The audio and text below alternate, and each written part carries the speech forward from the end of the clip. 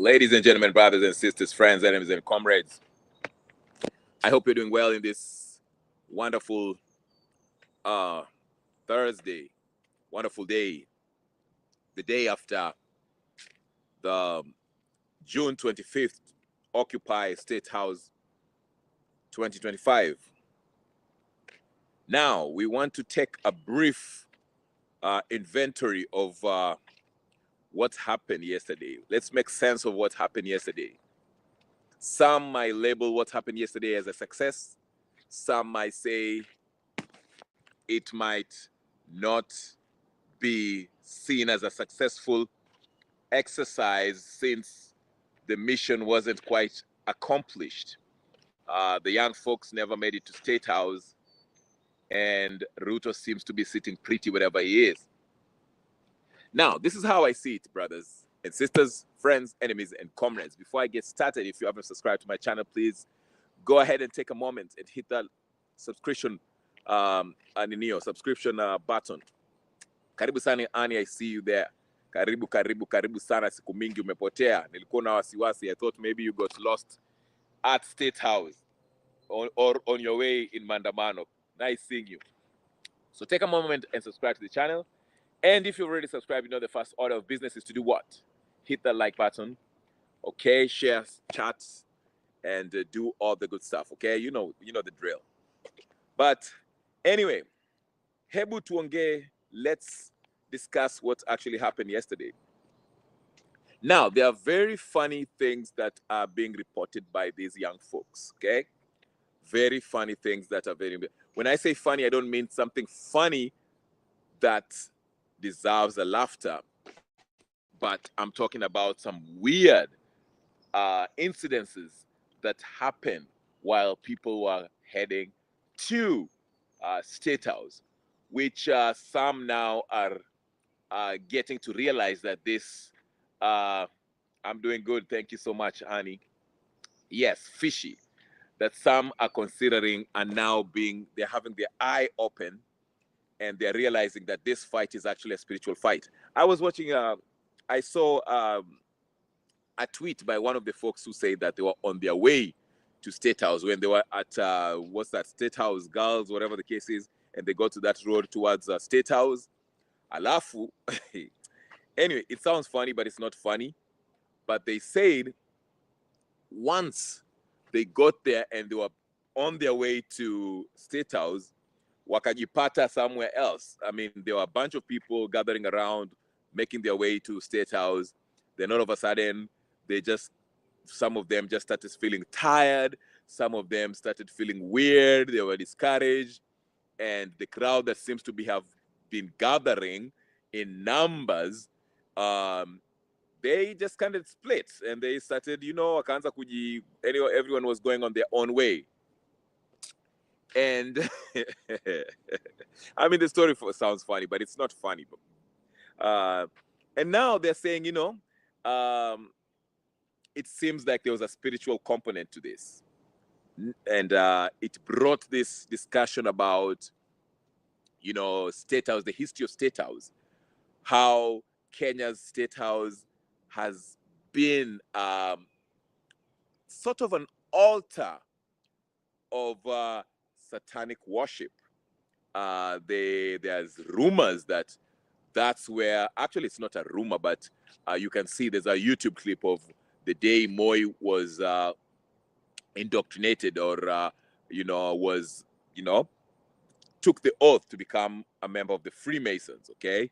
It's on YouTube. I've actually played that clip here in one of my videos. I don't know which video it is, but I've played that video, okay? You can simply do a research, YouTube, type in Moi Freemasons, and you can actually see the video evidence of whatever, when Moi was being, inducted into that Freemason organization. And it happened at State House, okay?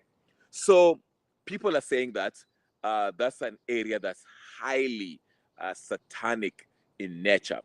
But, this news kind of, at first I started laughing, because it's funny. Can you imagine a bunch of people getting ready to march towards State House? They're like, yeah, 20. Then all of a sudden, they just started getting confused, and some of them just start walking backwards to where they were going. Wengine wakajipata mistuni, wengine wakaanza kusikia kama magoti imechoka, wamesikia kama wamechoka, they're just exhausted and they can't explain why, they just feel discouraged and tired. Like it was a bunch of just right. Mabri, karibu. Nice seeing you, brother. Nice seeing you. Hey, leo naona watu natokezea. Please guys, make sure you like the video. Okay? So this is what I'm talking about. But you know, before I actually delve deep into this, I always say that, you know, and even my video before we got to the 25th, whatever, the last video I made, I think it was last week, I say that even though we are wrestling against flesh and blood, we are trying to remove this corrupt political elites.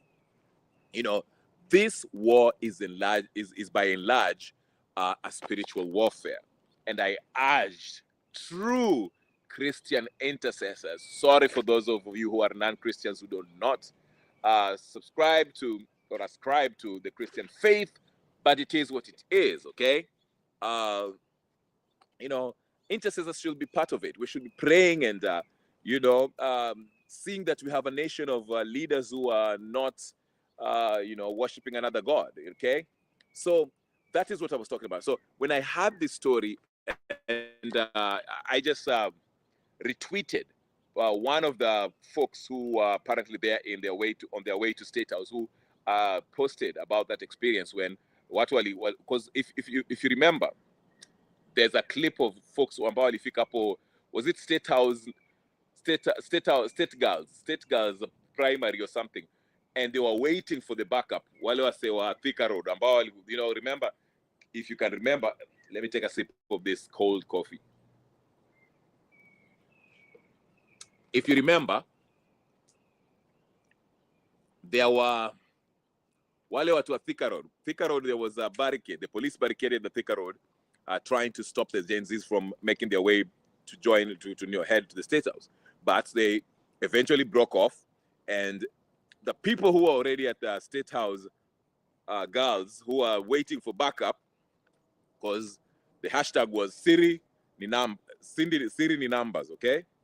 They were waiting to, you know, wakwai watu wengi, like hundreds of people or thousands of people, so they can then march in State House, and therefore there will be no resistance, okay? But there seems to have been a disconnect. Even if you read Gaito's tweet, he kind of mentioned that it seems like there were people within the movement who kind of distracted the young folks from focusing on the main agenda, which was to head to State House. And that is something that I also want to touch on, because this relates to also Okiya Omtatah. Okiya Omtatah is officially an NIS government agent. Huyo jamaa, I do not, officially today, I have zero respect for Okiya Omtatah. Of course, he was part of, alikuwa katika ninio. But let me read your comments. I see some comments up, interesting ones especially, okay? Let me see here. Shimariam. Let me start with Shimariam. Mariam anasemaje? Inafaa ichomwe hilo jengo, the money he wastes on renovating, it's enough to build another. Okay? Let's see.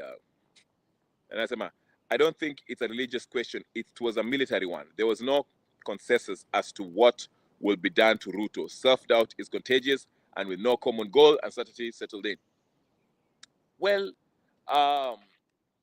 from my understanding, the goal was, of course, Ruto was not present at State House when these guys were making their way there. Now, I understand that there were security forces, whether they were military or police forces, I don't know, but they were there. They were filmed, you know, heavy police presence or security presence, and there was barbed wire, okay?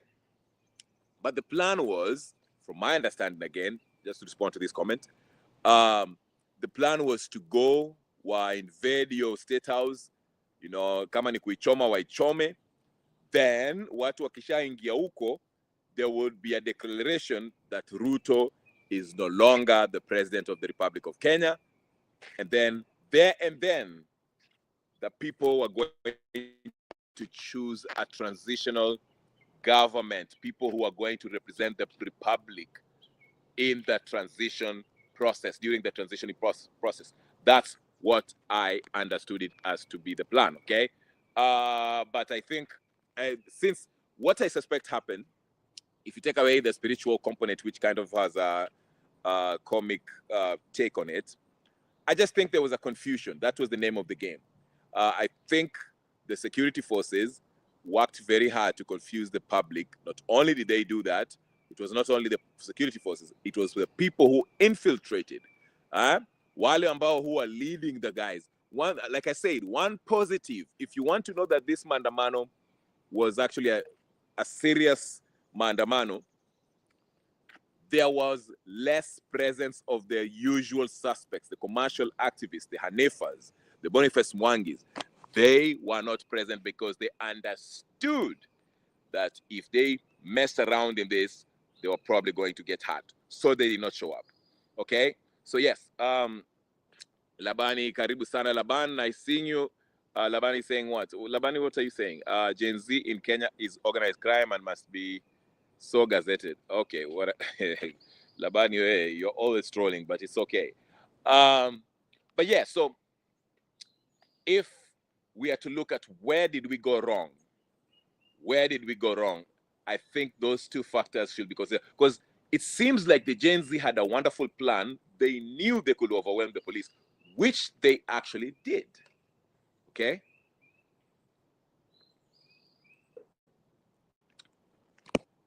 It can't be superstition. We are the pinnacle of spiritual people. Yeah, you can, I mean, you can say that. I understand where you're coming from, but I think the spiritual realm is real. And you can't, I personally, I mean, it will be a difference of opinion here, but I believe that, yeah, I mean, I lived in Mombasa for a while. It's real, okay? It's real. It's real. There's a spiritual component to this. But yeah, I mean, hey, maybe we might not see the same way, but I can agree with you on the part of maybe there was a little bit of disorganization, because in the, you know, like I said, one thing I can tell is this. The Gen Zs understood that if you have large number of people, okay, making their way to CBD, they were going to overwhelm the security forces. That is something that they understood. And they were very successful. Okay, you could see that the police, in most exchanges, the police were giving up and they were retreating, okay? And this was reported in different places. You saw that in Bungoma, Kakamega, you know, Meru, where else? It was a bunch of, I think, 25 counties that were involved in this Maandamano, okay? So this actually, you know, inatoa ile argument that this was a purely a Kikuyu uprising. I told you yesterday in my short video that the political class, okay, and let me touch on this, okay? The political class are trying to label this or coin this or narrate this or create a narrative that this was simply a Kikuyu uprising. That these Gen Zs are basically nothing but the Kikuyu youth that are disgruntled by the fact that their leaders are being ostracized or are at odds with the Kalenjin leadership. Now, if you notice, that statement alone, you know, highlights the difference or the division between two or more communities, okay? And that's the whole point. Now, can it be that some of the Gen Zs, the people who are protesting, were maybe driven by the fact that, you know, they feel like they are, you know, tribal chieftain or whatever the case is at odds with Ruto? Maybe, but that's not the main thing. The fact is that majority of Kenyans most of them being youth, whether it's Gen Z, Gen X, Gen XY, whatever the case is, they loathe Ruto's administration based purely on Ruto's incompetence. Not only Ruto, it's Ruto's usurpation of power, okay?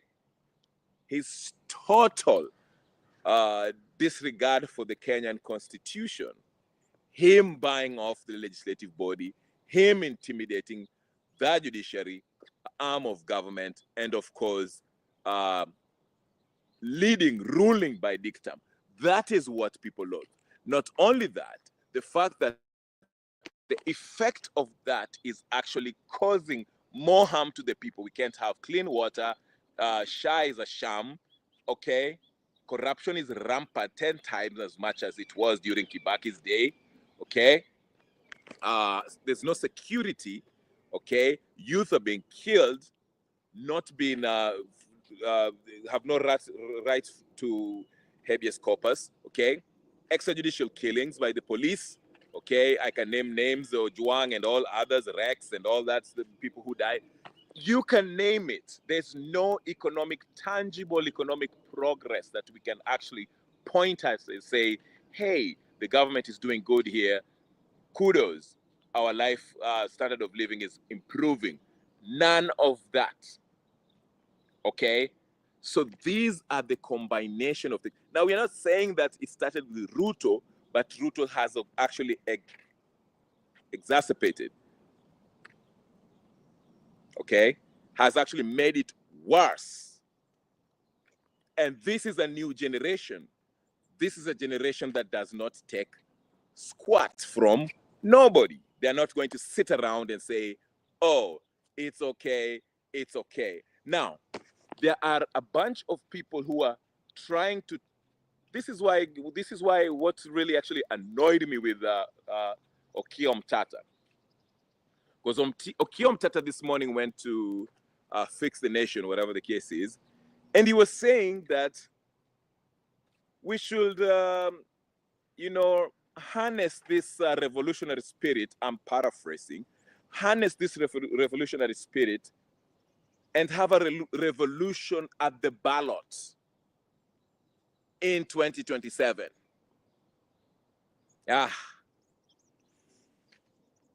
Basically, he's saying ati hiyo anga tuko nayo ambao Gen Z wako nayo, watulize boli wangoje 2027 so that we can have an election on the ballot ndio tutoe Ruto through the ballot. The same thing that Raila was saying yesterday. The same thing Ruto was saying yesterday. The same thing what the political class are saying in various news outlets. They want to prolong this suffering until 2027. And we know the IEBC is nothing but a sham. We know the electoral process will be not only unconstitutional, it will be downright illegal, if not unconstitutional. We know about the IDs that are being given to foreigners so that they can come in and vote. Why should we trust this corrupt process? Why should we go to an election that we know the referee, the IEBC is already compromised? Why are you telling us to wait 2 years from now to go to an election that is being run by a bunch of corrupt individuals who have been compromised by the very person we are trying to get rid of? How does that make sense, Mr. Okiya Omtatah?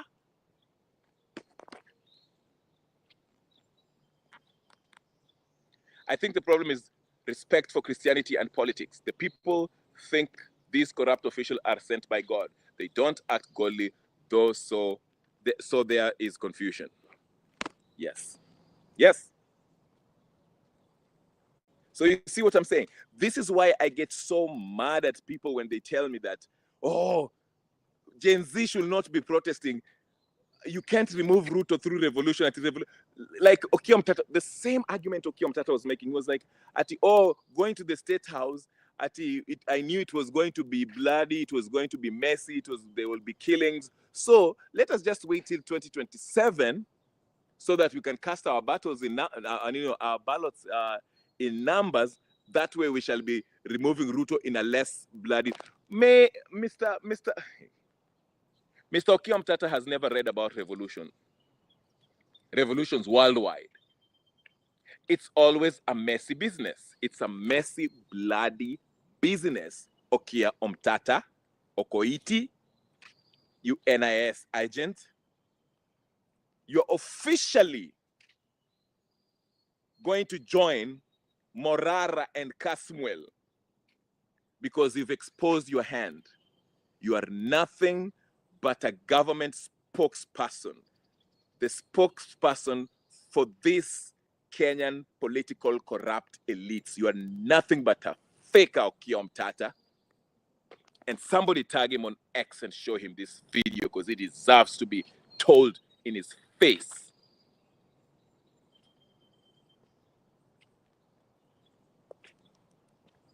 The Gen Zs are doing it right. Now, let's go to the positives. I want to tell you something. The reason why I say Ruto is not out of the ropes yet. He's not out of it yet. Bado Ruto. Ukifikiria imeisha, pole sana Ruto. I have bad news for you, Ruto. Listen to me very carefully.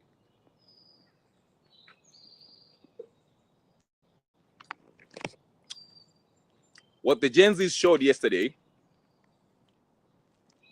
what they actually showed the nation was that the police forces cannot stop them.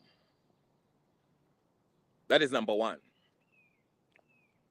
What the Gen Zs actually exhibited yesterday, what they demonstrated was an illustration that siri ni numbers.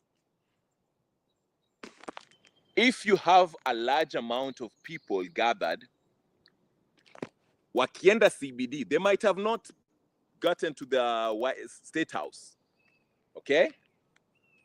But wamejua, they've learned something out of it. They've seen the corners.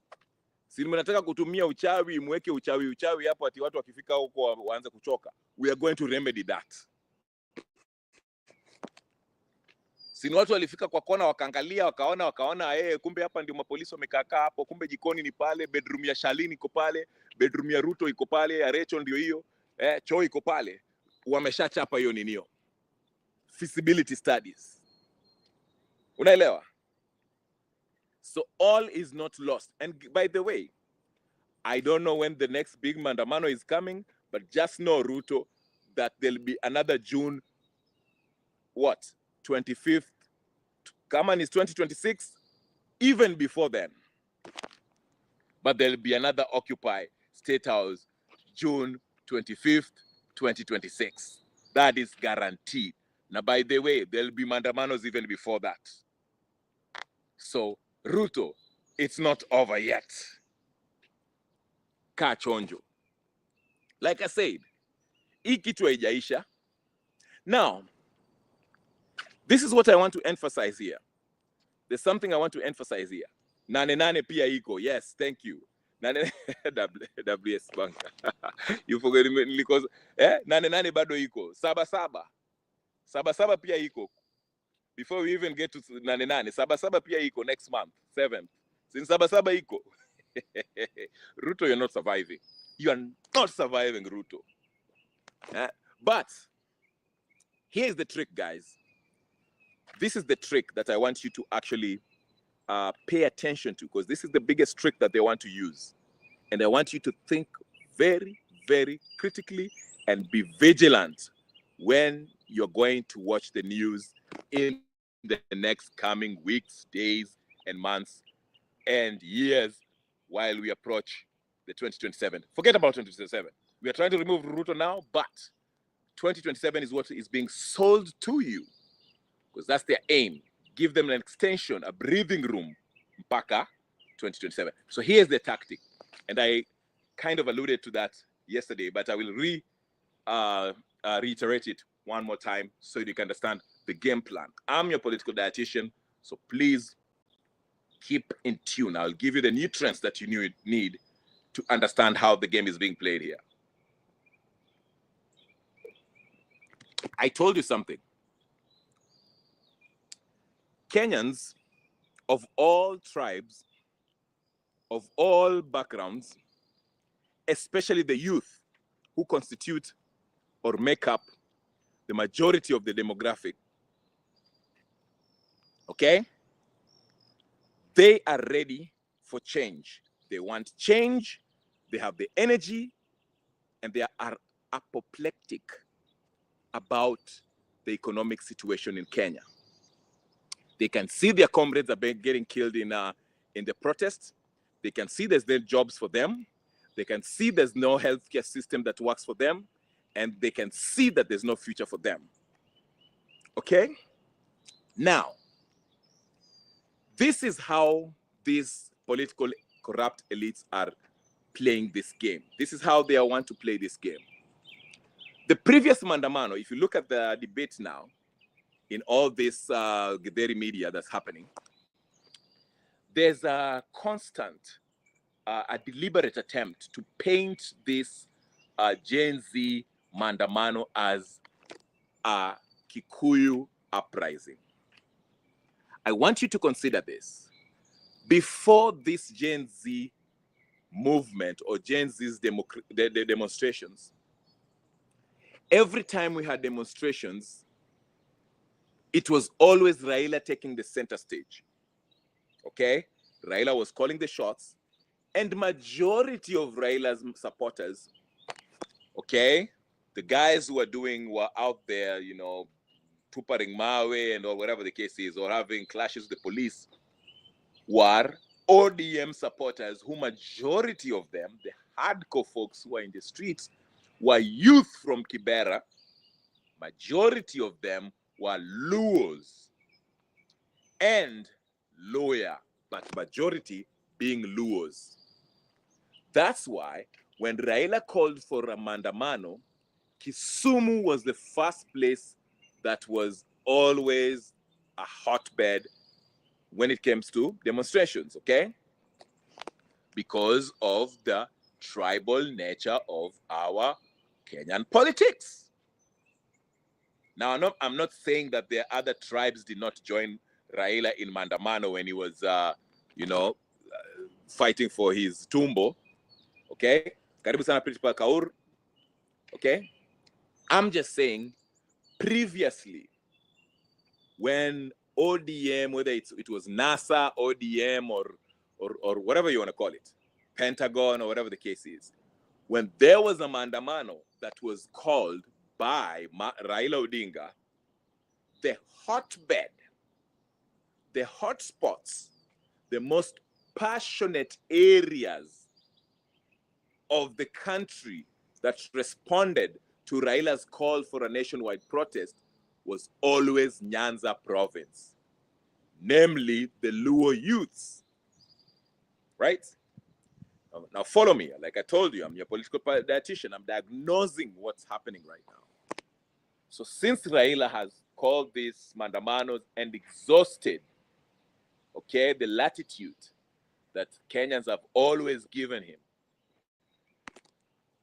or rather how he has managed to get away with fooling majority of Kenyans, okay, that he was this guy who represented their fighting for their plight, okay, for their struggle, okay.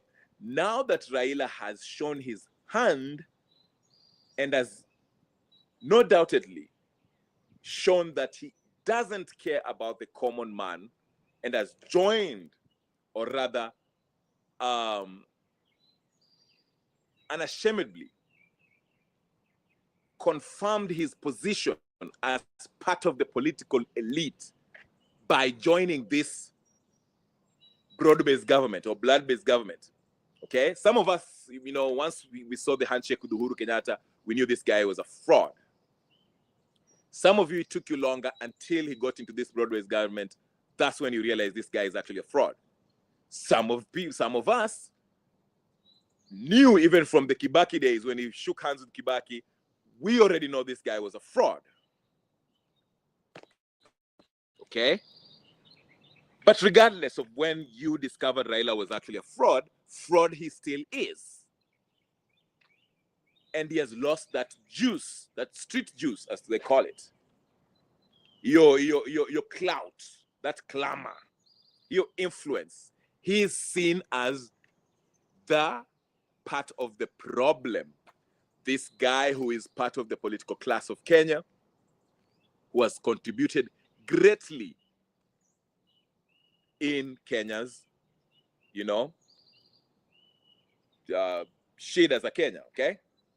So now that people realize that Raila is this useless octogenarian who has led them into this blood-based government, now Kenyans have taken matters into their own hands, especially the young folks, by saying, hey, listen, we are not going to sit there and wait for Raila Odinga, who has always have been seen as the face of the opposition of Kenya, the hope that will actually fight the political class, but he has proven and showed, okay, and is proud of being part of the political class. Now Kenyans have decided that, hey, listen, we do not need Raila Odinga for us to get out to protest. We do not need the ODM, Azimio, Raila Odinga and his psychopathic followers to declare when we are going to have nationwide protests. We can organize, we can agonize, and we can go to the streets and do the same thing he did, if not do it better. Have a peaceful protest and demand, let our voices be heard. So Exhibit A, Raila Odinga, the fake opposition who was actually the gatekeeper who made sure that the political class maintained its power by pretending to be the face of the opposition, since he has been exposed to be this part of the political class, and now he has no clout. Nobody really cares about what he has to say, except by mocking him and just pointing out his hypocrisy. Okay? Since that is out of the way, and people no longer look at Raila Odinga or look up to him for somebody, for that as a person who will be the guy who will lead the nationwide protest.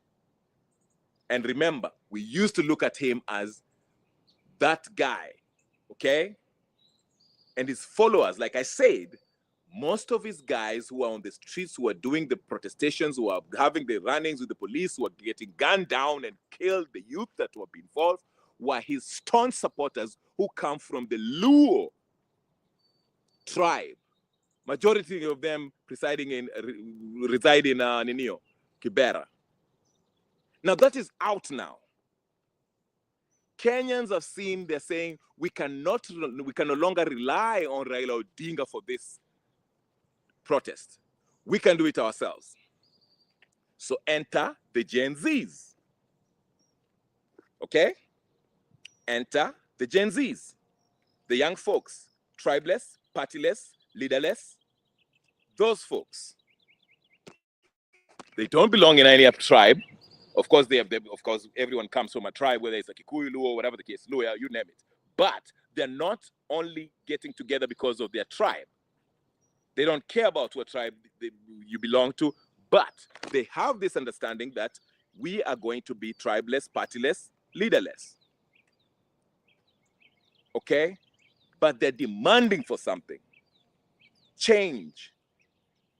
They said, we don't know Raila Odinga and his psychopathic followers. So they went out there and did their thing, and it shook the corrupt elite political class of Kenya to the core. And they did it without Gachagua, for those of you who think Gachagua is behind this nonsense. Okay? Now we can debate on who was actually, giving these guys money or whatever. That's not the point. The point is these guys came together as youth, the Gen Zs, partyless, tribeless, leaderless. went out to the streets and protested and made an impact, especially when they went to the parliament. And like I said, it shook the elites, the corrupt political Kenyan elites, to the core. So what happened? The political class had to create a division. They had to create a division. The division that has always worked in Kenya is through tribal division. Okay? They wanted that tribal division, maintain it. Because tribe is that one thing that really hits the nerve when it comes to Kenyan politics. When you hit the tribe, if you name the tribe, if ukianza to identify people, tribe is an identifier. So if you use tribe, una feel like tribe is hiyo ndio imekushika kabisa. That's the essence of who you are, where you come from, the language you speak, the people you associate with, how you look. Yeah? You see what I'm saying?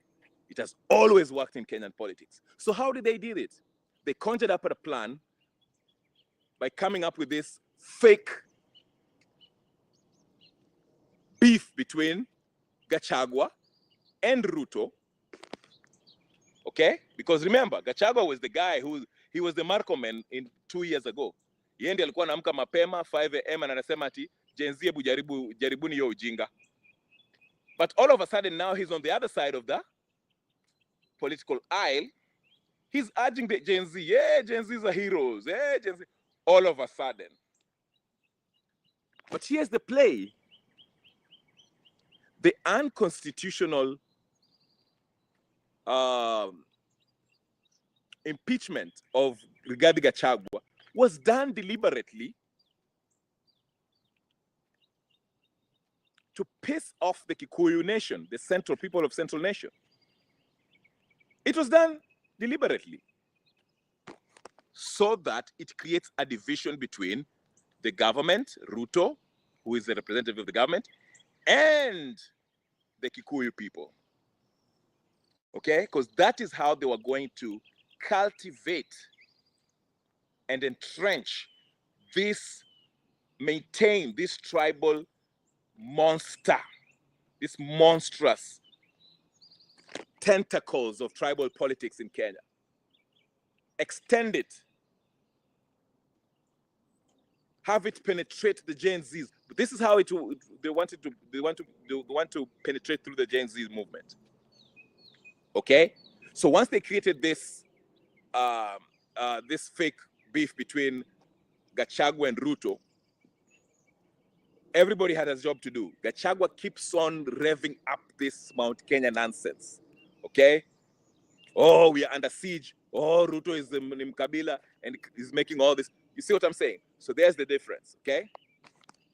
Now, listen, remember, the real enemy who is under attack here is the Gen Z.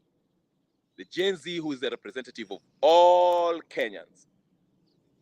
But now, they're trying to co-opt this movement. They're trying to label it. Listen to me. Let me give you a quick example. I was watching at this small clip by an ex-Mossad guy, okay, who was confessing how they deal with people who they feel is a threat. They say there was a guy in New York who was really speaking up against Israel and the atrocities that Israel was committing. And the Mossad guys in Israel were like, hey, how do we deal with this guy? The first thing they did is they called their Mossad buddies in New York and said, hey, listen, go write an article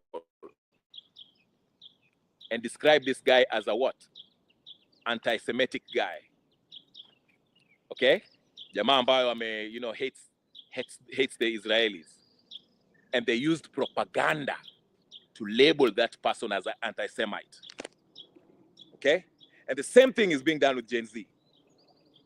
Since Gen Z was this successful movement that brought Kenyans together, especially the young folks who didn't care about this tribal politics, but the issues, they created a crisis, a fake opposition, a fake beef between Ruto and Gachagua, pitting the two against each other based on tribe.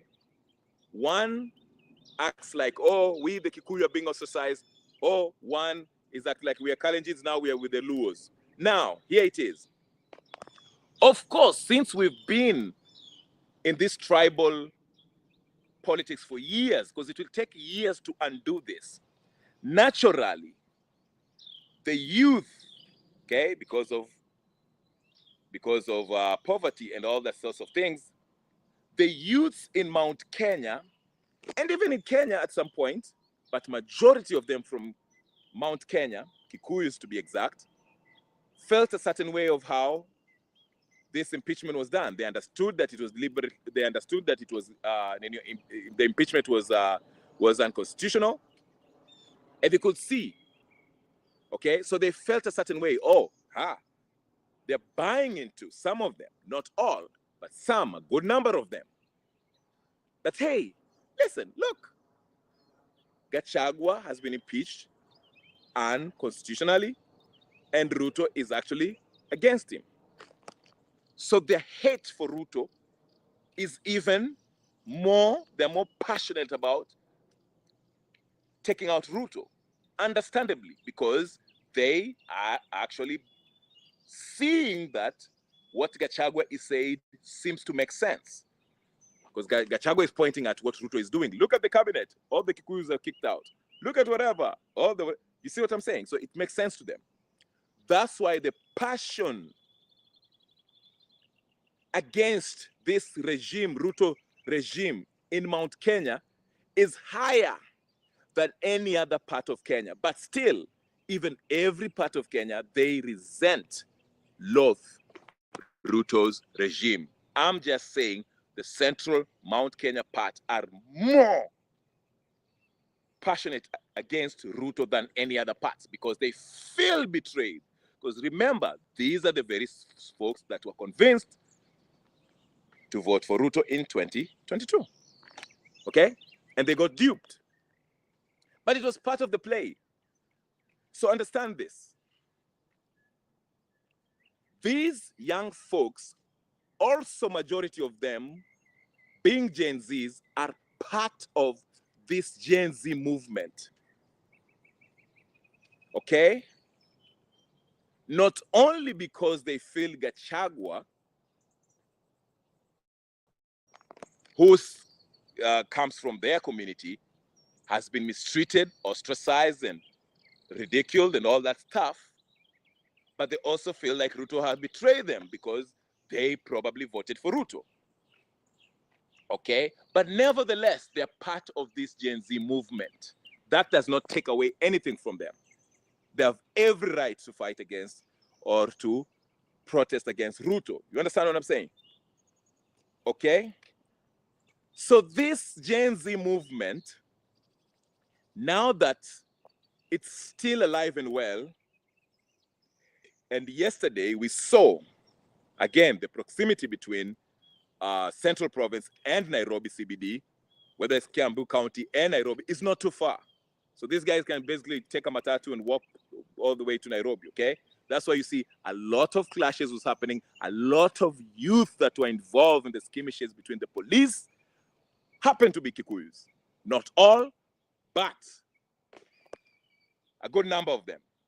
Of course, there was death of that young person who happened to be a Luo, but that's not what I'm emphasizing on as far as the ethnic composition of this Gen Z movement. I'm just mentioning how and why the political class want to coin this narrative that Gen Z movement is actually a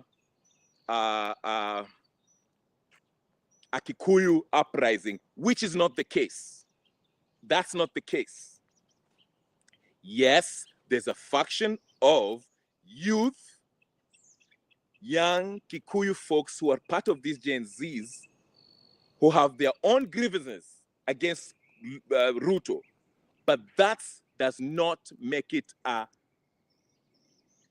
Kikuyu uprising. This is the national Gen Z movement, which is tribeless, leaderless, and partyless.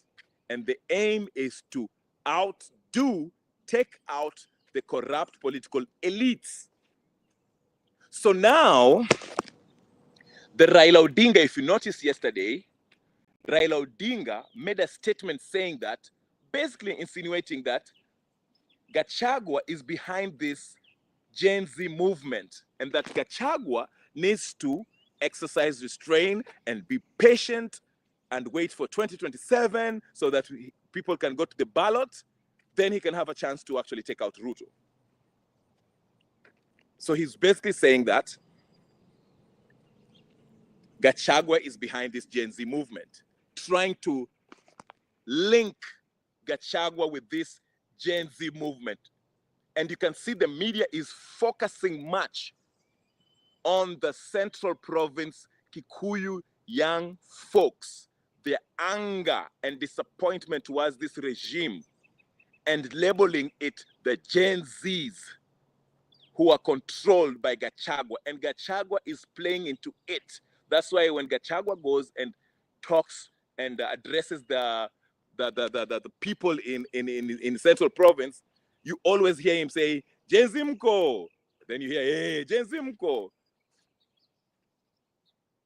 Because the aim is for this political class to link, categorize, label this Gen Z movement as a Kikuyu uprising, young folks who are disgruntled. They don't want to call it for what it is. The youth of Kenya, of all ethnic background, who are tired, sick and tired of this corrupt political elites, Kenyan elites. They cannot never say that. They have to label it as a Kikuyu movement because they fear, they know that if they label it for what it is, which is Kenyans' youth, then they lose all the legitimacy. Okay? You understand what I'm saying? That is why, so what I'm trying to say in not so many words is this. Gachagua, Ruto, Raila, Uhuru, Karua, and all these idiots that constitutes the corrupt Kenyan political elites, they are trying and playing their part in labeling, linking, categorizing the Gen Zs as a Gachagua-controlled movement, while in reality, the Gen Zs are partyless, leaderless, tribeless. Youth of all ethnic background that are fed up with the Kenyan corrupt political elites. You get it? Umeshika. I hope you got it. That's the lesson for the day. So from now on, you'll see much emphasis. That's why I told you, don't you find it funny that Raila Odinga yesterday when he gave his speech, he said, like I said, he said, oh, Gachagua ngoje 2027. Na hiyo Gen Z yake.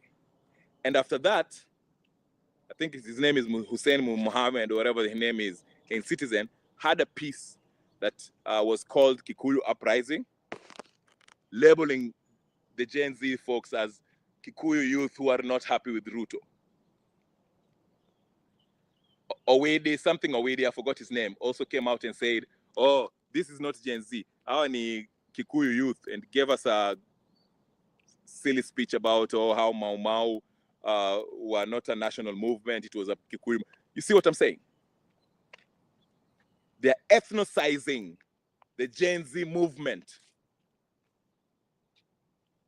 They're diminishing the movement, labeling it. Before you, if you want people to hate something or to look upon something, look down upon something or hate it, they have to label you. Just like they're doing with Suluhu in Tanzania. They're calling her, oh, Amin Dada, Amin Mama. Saddam Hussein, before they took him out, they went on a propaganda calling him this, murderous dictator who has been killing people, I don't know what. You see what I'm saying?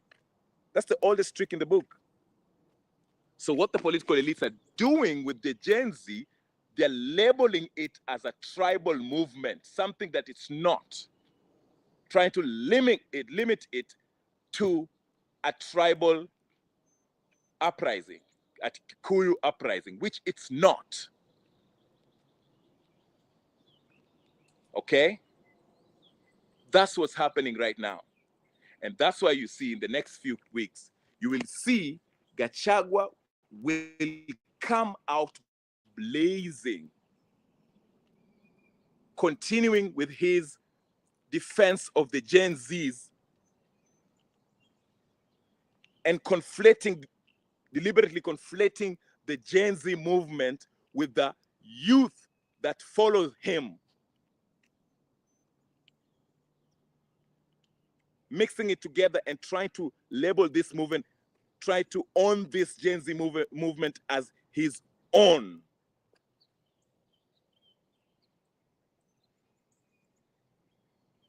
That's what's happening right now. And you'll see Wakina Raila Odinga and Oscar Sudi, they'll come out and keep on saying, and the ODM folks will keep on saying, oh, this is a Kikuyu uprising. Hawa ni vijana wa Kikuyu ndio wamekasirika.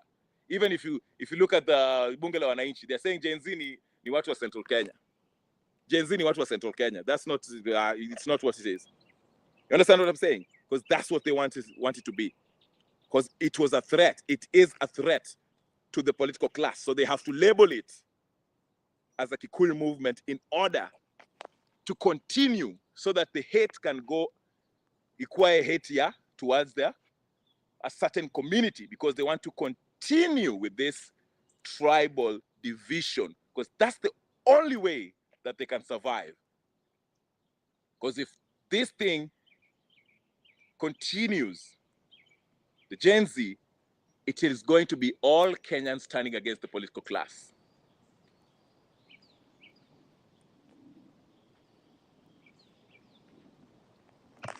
What? Ati Kagame is sick in Germany?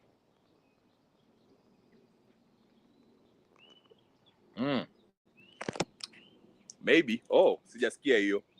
I haven't heard about Kagame, but they've been trying to. I think Kagame, they might get rid of Kagame, because Kagame anataka kunyima. Just to touch on Kagame a little bit, because Kagame right now has a portion, a huge portion of Congo's minerals. He's using that M23 wafanya mambo yao, to influence what's happening there, and they control a huge resource-rich area through the M23. Remember, Kabila had to sit down. Kabila was brought back, and he had to sit down with the M23 and all that stuff, so they can negotiate peace there. So the West, remember, Kagame is also a Western puppet, but Kagame, like every other armor puppets, sometimes wanazanga kumea mpembe, and they forget who put them in power. And as soon as they start turning against this West, or they deny this Western, their Western colonial masters what they want, they get rid of you. And part of it, remember Bob Marley sinalienda kutibiwa for cancer not for cancer. Alienda kutibiwa in, was it in Germany? Yeah. Akapigwa shindano. And that's how he died of cancer. And the doctor that alimchapa shindano ilikuwa daktari was a Nazi doctor. Do your research on that. If for you reggae fans, Bob Marley, if you go do that. Magufuli sini alikuwa mgonjwa. Akapelekwa India, died in India.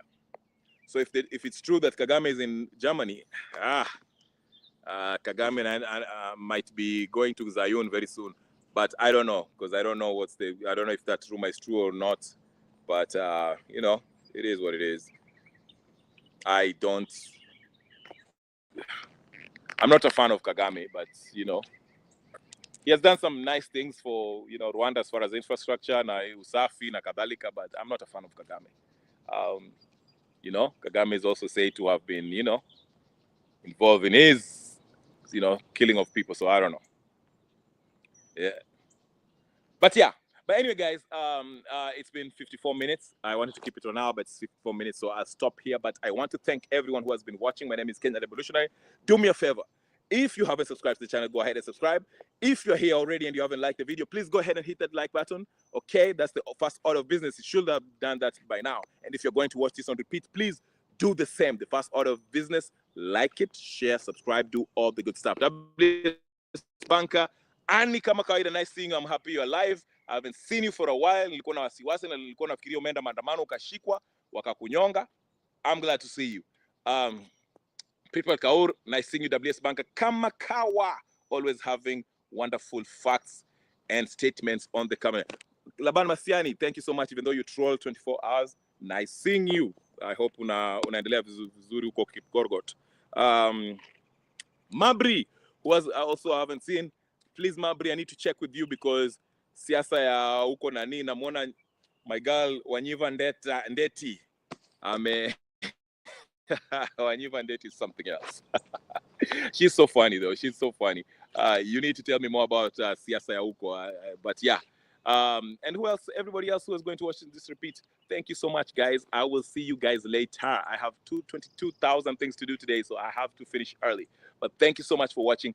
Again, lastly, I impress you and urge you to subscribe, share, like, comment, and do all the good stuff. I'll see you next time on my next live. I'll probably won't be here.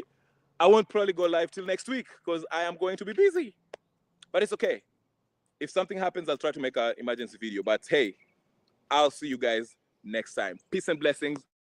Put your notification on so every time I come in, you'll always find me. I love you and see you later, everybody. Thank you. Peace.